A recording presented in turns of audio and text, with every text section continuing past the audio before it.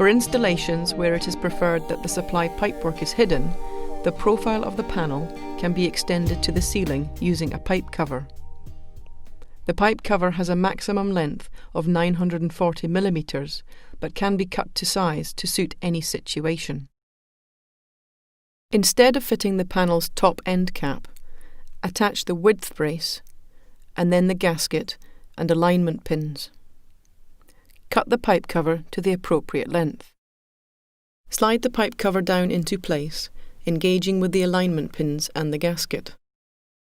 Position the cuff over the gap with the hole in its lower position, then mark the hole's position on the pipe cover. Remove the cover and drill a hole at the position marked.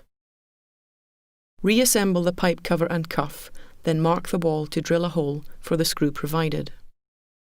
Attach the cuff and pipe cover to the wall using the security screw, taking care not to tighten it excessively.